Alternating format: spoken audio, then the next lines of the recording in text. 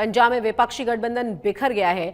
आम आदमी पार्टी ने साफ कर दिया है कि कांग्रेस के साथ सीटों पर बात नहीं बनी। दोनों ही दल अलग अलग चुनाव लड़ेंगे। इससे पहले पंजाब के सीएम ने सभी 13 सीटों पर लड़ने का ऐलान कर दिया था। वहीं पंजाब कांग्रेस भी गठबंधन के पक्ष में कभी नजर नहीं आई। पंजाब में इंडिया गठबंधन पर सस्पेंस खत्म। सभी सीटों पर अलग अलग लड़ेंगे कांग्रेस और आप। सीट शेयरिंग का फॉर्मूला हुआ फेल। पंजाब में आपने अकेले लड़ने का किया ऐलान। भानुमति के कुनबे की तरह इंडिया गठबंधन का कुनबा भी एक एक कर बिखरता जा रहा है। पहले ममता बनर्जी ने बंगाल में अकेले चुनाव लड़ने का ऐलान किया था और फिर नीतीश कुमार साथ छोड़कर एनडीए में शामिल हो गए हैं। अब पंजाब में भी आम आदमी पार्टी के साथ गठबंधन की उम्मीदें खत्म हो गई हैं।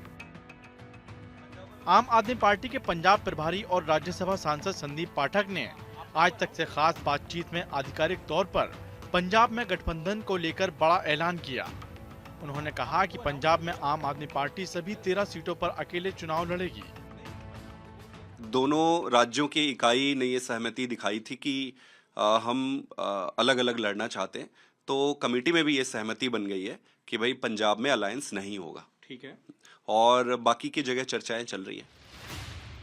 आम आदमी पार्टी के मुताबिक वो सियासी दल के तौर पर इंडिया गठबंधन के साथ हैं, पर चुनावी रण में वो जीत पक्की करने के लिए अकेले भी मैदान में उतर सकती है।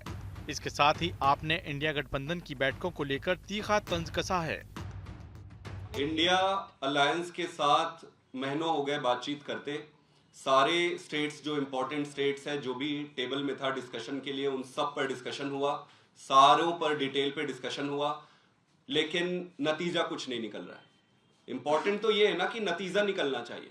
जब किसी बातचीत का और डिस्कशन का अगर नतीजा ना निकलने की तरफ आप बढ़ो तो आपको एक सम पॉइंट आपको फिर वो डिसाइड करना पड़ता है। लेकिन मुझे पूरा भरोसा है कि इंडिया अलायंस इसको स्वीकार करेगी और हम एक मैच्योर और सेंसिबल अलायंस के पार्टनर हैं। लेकिन चुनाव लड़ना और चुनाव जीतना ये महत्वपूर्ण है। इसका मतलब साफ है कि सीट शेयरिंग को लेकर इंडिया गठबंधन की जितनी बैठकें हुई हैं वो पूरी तरह से फेल साबित हुई हैं। यही वजह है कि अब चुनाव नजदीक हैं। पार्टी ने पंजाब में अकेले चुनाव लड़ने का ऐलान किया है। दोनों राज्यों की इकाई ने ये सहमति दिखाई थी कि हम अलग अलग लड़ना चाहते हैं, तो कमेटी में भी ये सहमति बन गई है कि भाई पंजाब में अलायंस नहीं होगा।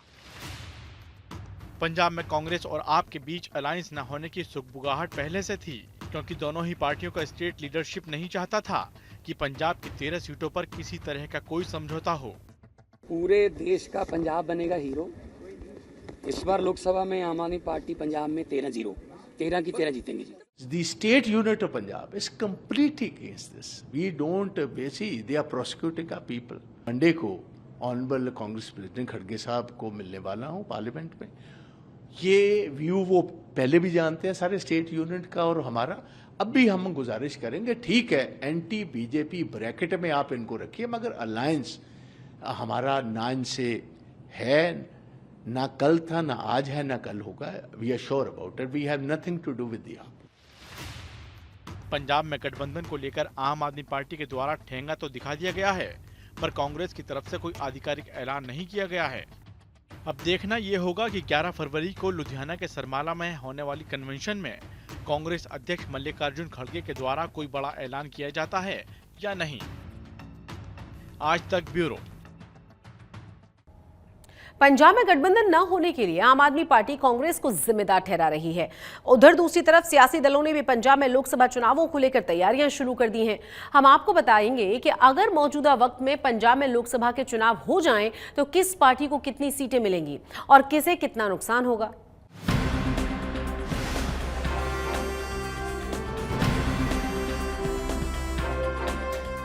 लोकसभा चुनाव 2024 से पहले ही इंडिया गठबंधन पूरी तरह से बिखर चुका है। पंजाब में आम आदमी पार्टी ने अकेले चुनाव लड़ने का ऐलान किया है। ऐसे में अब कांग्रेस को भी अकेले मैदान में उतरना होगा।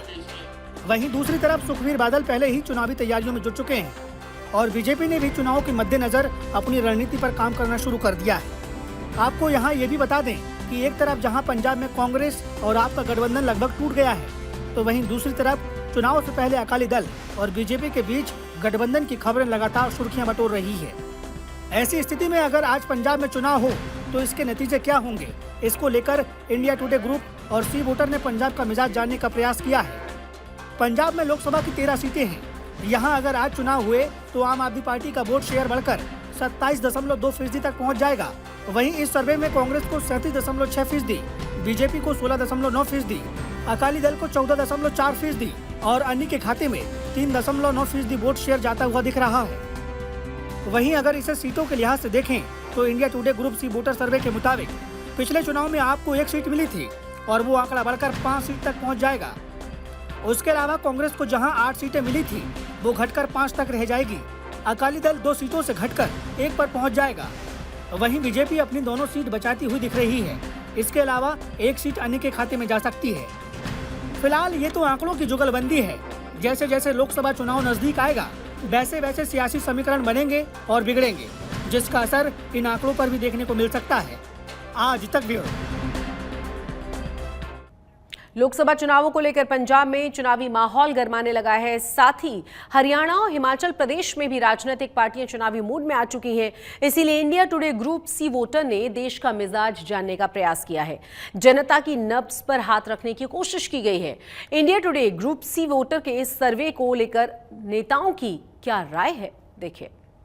तो अगर आज चुनाव हुए तो पंजाब में किसको कितने फीसदी वोट हासिल होंगे ये हम आपको दिखा रहे हैं। इसके साथ ही अकाली दल के 14.4% वोट होंगे और अन्य के 3.9%।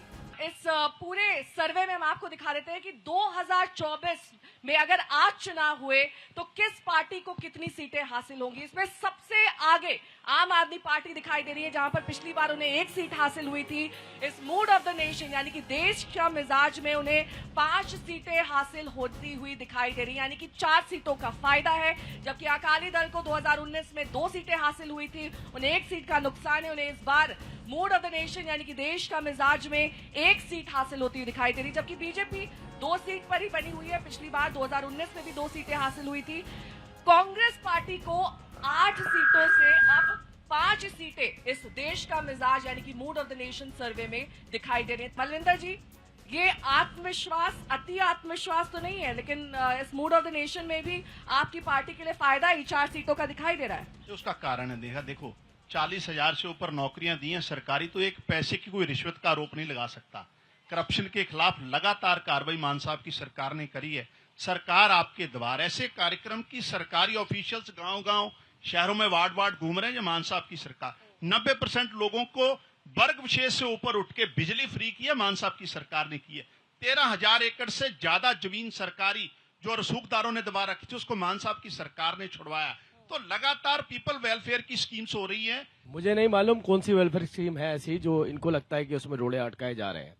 देखिए, जितने भी भारतीय जनता पार्टी शासित राज्य हैं वहां पर अगर हम किसानों को भी मुआवजा भी देते हैं तो लगभग 10 से 12 हजार रुपए का देते हैं।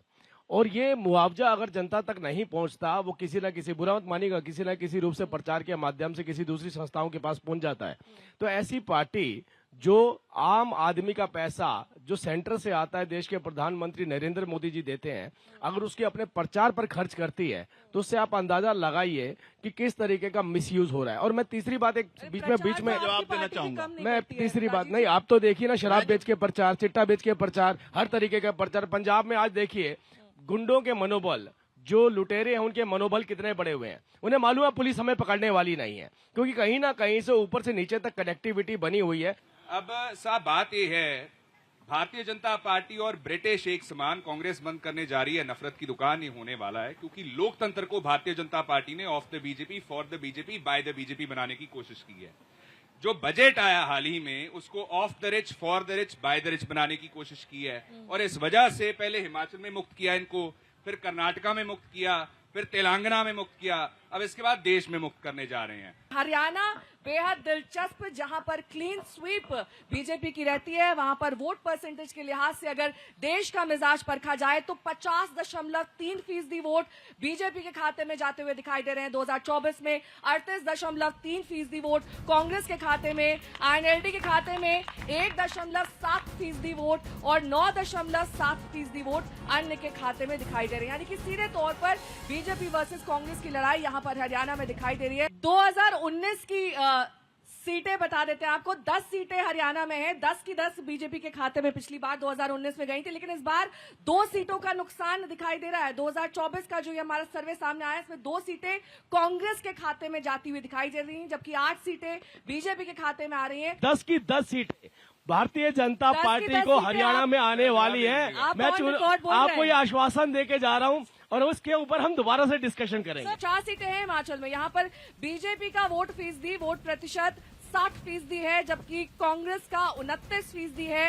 अन्य के खाते में 11% वोट जाते हुए दिखाई दे रहे हैं। तो 4 में से 4 सीटें बीजेपी को हासिल होती हुई दिखाई दे रही हैं और कांग्रेस के खाते में सिर्फ 0 सीटें आ रही है। हिमाचल के लिए क्या प्लान है आपका अर्शदीप जी? देखिए, जैसे वहां पे नफरत की दुकान को शटर लगाया है, अब लोकसभा इलेक्शन में भी लगाएंगे। और दूसरी बात यह है कि भारतीय जनता पार्टी की जो सरकार है ना, बार बार इंडिया अलायंस करती है। मैं एक ही चीज कहूंगा कि नॉन डेमोक्रेटिक अलायंस की आखिरी मीटिंग कब हुई थी, ना तो भारतीय जनता पार्टी को पता है, ना इनके एलायंस को पता है। पंजाब में गवर्नेंस के नाम पर आम आदमी पार्टी जीतेगी। हरियाणा की बेटियों का जो अपमान भाजपा ने किया, इसलिए वहां से भाजपा का सफाया हो जाएगा हरियाणा में। ठीक है, आप तीनों का बहुत बहुत शुक्रिया। दिल्ली के जंतर मंतर पर केंद्र सरकार की टैक्स नीतियों के खिलाफ केरल सरकार के द्वारा आयोजित प्रदर्शन में दिल्ली के सीएम अरविंद केजरीवाल और पंजाब के सीएम भगवंत मान भी शामिल हुए। इस दौरान आम आदमी पार्टी के दोनों ही नेताओं ने ईडी से लेकर चंडीगढ़ मेयर चुनाव के मुद्दे को प्रमुखता से उठाया।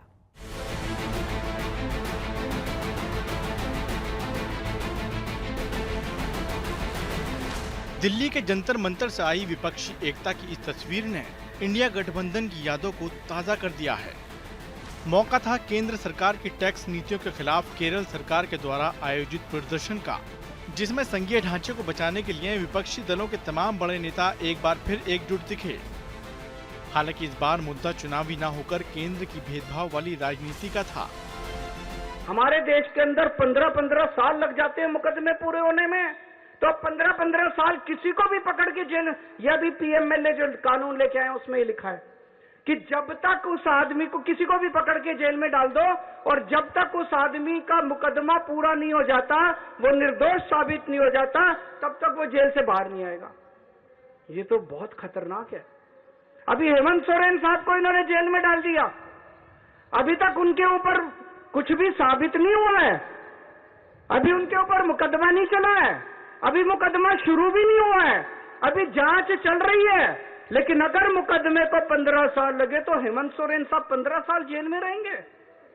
और ये तो किसी को भी कर दें, कल मुझे पकड़ के जेल में डाल देंगे, विजयन साहब को पकड़ के जेल में डाल देंगे, स्टेलिन साहब को पकड़ के जेल में डाल देंगे, सीतारमैया साहब को पकड़ के जेल में डाल देंगे, सुखविंदर जी को, किसी भी को भी पकड़ के जेल में डाल देंगे और सरकार गिरा देंगे। दरअसल कर्नाटक, केरल, तमिलनाडु, तेलंगाना सरकार केंद्र से मिलने वाले टैक्स और फंड के बंटवारे को लेकर हो रहे भेदभाव के खिलाफ आवाज उठाने के लिए जंतर मंतर पर एकजुट हुए थे। इस मौके पर पंजाब के सीएम भगवंत मान ने भी चंडीगढ़ मेयर चुनाव की याद दिलाकर ये बताने की कोशिश की कि कैसे सत्ता पक्ष के द्वारा लोकतंत्र पर चोट की जा रही है। तो इनके 16 के 16 ठीक उन्होंने वोट डाला, लेकिन हमारे 20 में से 8 को इनवैलिड वोट कर दिया कि इनका वोट गलत डाला हुआ, इनको वोट नहीं डालना आता, इन्होंने मोहर अच्छे से नहीं लगाई। अरे भाई, वो पहली बार मोहर नहीं लगा रहे थे, हर साल जब चुनाव होता है 4थी 5वीं बार लगा रहे थे। लेकिन जब वीडियो साहब फिर सुप्रीम कोर्ट जाना पड़ा, जब सुप्रीम कोर्ट ने देखा, सबने देखा कैसे वोटों की गिनती हो रही थी, ऐसे वो प्रिजाइडिंग अफसर, ये किधर रखो, बीजेपी वालों के काम है, इधर रख देता हूं। फिर किसानों को एमएसपी का वादा करके जब किसान आए यहाँ पर, पूरी दुनिया में उसकी चर्चा हुई, बड़ा आंदोलन था, पूरे देश से किसान आए, तो क्या कहा, एक दिन अचानक से प्रकट हो गए, 1 साल बैठे रहे, 750 किसान उनकी मौत हो गई, और एक दिन अचानक से साल बाद प्रकट होके साहब बोल रहे हैं मेरी तपस्या में कोई कमी रह गई होगी, मैं ये कानून वापस लेता हूं। एक मंच से तमाम विपक्षी दलों के द्वारा केंद्र सरकार पर हमला चुनावी रणनीति का एक अहम हिस्सा हो सकता है। आज तक ब्यूरो। आज राज्यसभा में कई सांसदों की विदाई का समारोह हुआ। यूपीए राज में प्रधानमंत्री मनमोहन सिंह की भी आज राज्यसभा के सदस्य के तौर पर विदाई हुई, जहां उनके योगदान की तारीफें प्रधानमंत्री नरेंद्र मोदी ने की। माननीय सांसद होते हैं, किसी भी दल के क्यों न हो, लेकिन जिस प्रकार से उन्होंने अपने जीवन को कंडक्ट किया होता है, जिस प्रकार की प्रतिभा के दर्शन उन्होंने अपने कार्यकाल में कराए होते हैं, उसका हमने एक गाइडिंग लाइट के रूप में सीखने के लिए प्रयास करना चाहिए। मुझे याद है उस सदन के अंदर लास्ट कुछ दिनों में एक वोटिंग का अवसर था, विषय तो मैं छूट गया मेरा, लेकिन पता था कि विजय ट्रेजरी बैंक की होने वाली है। अंतर भी बहुत था, लेकिन doctor Manmohan Singh ji wheel chair में आए, वोट किया। एक सांसद अपने दायित्व के लिए कितना सजग है उसका वो उदाहरण, वो प्रेरक उदाहरण था। इतना ही नहीं, मैं देख रहा था कभी कमिटी के चुनाव हुए, कमिटी मेंबर्स के, वो व्हील चेयर में वोट देने आए। सवाल ये नहीं है कि वो किसको ताकत देने के लिए आए थे, मैं मानता हूं वो लोकतंत्र को ताकत देने आए थे।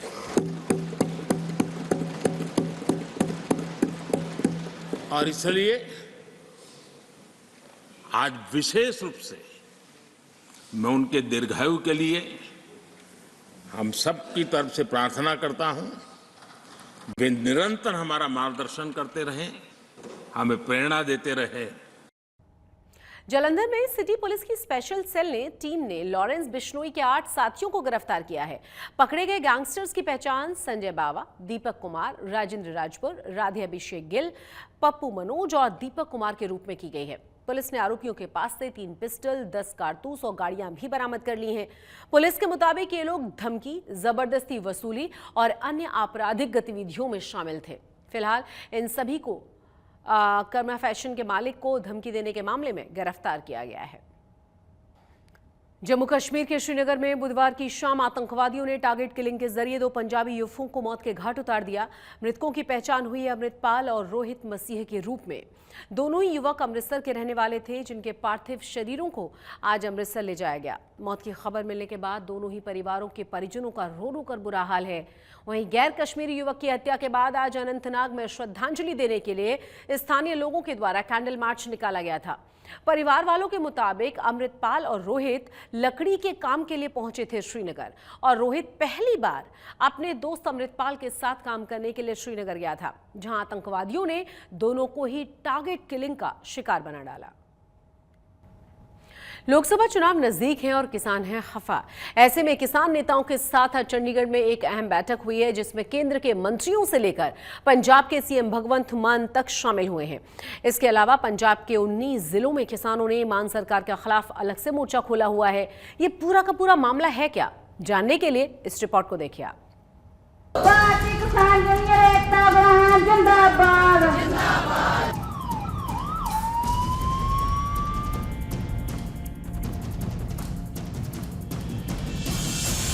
चंडीगढ़ से लेकर संगरूर तक किसान संगठन फुल एक्शन में है। एक तरफ संयुक्त किसान मोर्चा और दूसरी तरफ भारतीय किसान यूनियन उपग्रह ने अपनी अपनी मांगों को लेकर केंद्र और राज्य सरकार के खिलाफ मोर्चा खोल रखा है। अब सिलसिलेवार तरीके से दोनों तस्वीरों को समझते हैं। दिल्ली में किसान आंदोलन के दौरान किसान संगठनों की 13 मांगों के पूरा नहीं होने पर किसानों ने 13 फरवरी को दिल्ली कूच का ऐलान किया, जिसको लेकर सरकार अलर्ट मोड में है, क्योंकि चुनाव नजदीक है। ऐसे में केंद्र सरकार और पंजाब सरकार नहीं चाहती है कि चुनाव से पहले किसान एक्शन में आए, क्योंकि इससे नुकसान दोनों ही सरकारों को होगा। ऐसे में किसानों को कूच से पहले मनाने के लिए संयुक्त किसान मोर्चा और किसान मजदूर मोर्चा के साथ चंडीगढ़ में मीटिंग की गई, जिसमें केंद्र सरकार की तरफ से केंद्रीय मंत्री पीयूष गोयल, अर्जुन मुंडा और नित्यानंद राय शामिल हुए और पंजाब सरकार की तरफ से सीएम भगवंत मान इस बैठक में पहुंचे। 13 फरवरी को कई संगठनों ने एक बार फिर से दिल्ली घेराव का प्रस्ताव बनाया है और तगड़ा प्रदर्शन करने की किसान तैयारी में है और उसी को देखते हुए केंद्र सरकार ने और पंजाब और हरियाणा पुलिस ने भी मुस्तैदी दिखाते हुए कार्रवाई शुरू कर दी है। लेकिन फिलहाल किसान संगठनों से बात करने के लिए केंद्र सरकार ने अपने प्रतिनिधि भेजे हैं ताकि वो नौबत ना आए और इस पूरे मसले का हल बातचीत से हो सके। वहीं दूसरी तरफ संगरूर में भारतीय किसान यूनियन उग्राहा भी पंजाब के 19 जिलों में प्रदर्शन कर रहे हैं, जो 6 फरवरी से चालू है और 10 फरवरी तक जारी रहेगा। किसान अपनी मांगों को लेकर जिला हेडक्वार्टर के सामने पक्का मोर्चा लगाकर बैठे हैं, जिसमें तीसरे दिन हजारों की संख्या में महिलाएं शामिल हुई। पंजाब के सबसे बड़े किसान संगठन भारतीय किसान यूनियन उग्राहा की ओर से पंजाब के 19 जिलों में 5 दिवसीय बड़े धरने प्रदर्शन किए जा रहे हैं। आप तस्वीरें आपको दिखाते हैं कि जो संगरूर की तस्वीरें हैं। संगरूर के डिप्टी कमिश्नर दफ्तर के बाहर पिछले 2 दिनों से लगातार धरना चल रहा है। आज कह सकते हैं कि हजारों की गिनती में जहां पर सिर्फ महिलाएं पहुंची हैं, क्योंकि आज की स्टेज सिर्फ महिलाओं ने चलाई, क्योंकि इनकी मांगे हैं कि सबसे पहले जो बड़ी मांग है कि वो है कि जो किसान को पेंशन के रूप में 10,000 रुपया दिया जाए, साफ तौर पर किसान मजदूर का पूर्ण कर्ज माफ किया जाए। एक सबसे बड़ी मांग जो खेती नीति, जिसको लेकर पंजाब के मुख्यमंत्री भगवंत सिंह मान ने कहा था कि आप सुझाव दीजिए, लेकिन जोगिंदर सिंह उग्राहा जो कि जथेबंदी के अध्यक्ष हैं, उनकी मुलाकात पंजाब के मुख्यमंत्री के साथ होती है। इन्होंने कहा कि हमने सुझाव दिए, लेकिन अभी तक वो खेती नीति लागू नहीं हुई। संगरूर में इस बार अस्थायी मोर्चे पर बैठे किसान पूरी तैयारी के साथ आए हैं, क्योंकि प्रदर्शन और लंबा खींचना पड़े तो कोई दिक्कत न आए। ट्रैक्टर ट्रॉलियों में राशन पानी से लेकर जरूरत तक हर सामान मौजूद है। किसान इस बात का भी विशेष ध्यान दे रहे हैं कि उनके प्रदर्शन से लोगों को किसी प्रकार की समस्या का सामना न करना पड़े। किसानों का कहना है कि अगर मांगे नहीं मानी गई तो 10 फरवरी के बाद आंदोलन और तेज होगा। पंजाब के सबसे बड़े किसान संगठन की ओर से अपनी मांगों को लेकर सरकार के खिलाफ 5 दिवसीय मोर्चा खोला हुआ है। हम दिखाते हैं कि किसान रात के समय और दिन के समय धरने में कैसे रहते हैं, कैसे तैयारियां होती हैं। आप देख सकते हैं ये एक ट्रैक्टर ट्रॉली है, जैसे हमने पहले भी बताया था कि किसान अपने ट्रैक्टर ट्रॉलियों में रात के रहने का, खाने पीने का पूरा सामान लेकर आए हैं। उनकी पूरी रसोई जहां पर रहती है, ये पूरी रसोई है जो एक ट्रॉली में उनके रसोई बनाई हुई है। आप देखना होगा कि जो मांगे लेकर जे अब धरने पर बैठे हैं, पंजाब के 19 जिलों में खेती नीति लागू करवाने के लिए, किसान को पेंशन 10,000 रुपया महीना, दिल्ली आंदोलन में शहीद हुए किसानों के परिवारों को नौकरी और पूर्ण कर्ज माफ़ी और फसलों के दाम बढ़ाने को लेकर ये पक्का मोर्चा है। बलवंत सिंह विक्की, आज तक, संगरूर।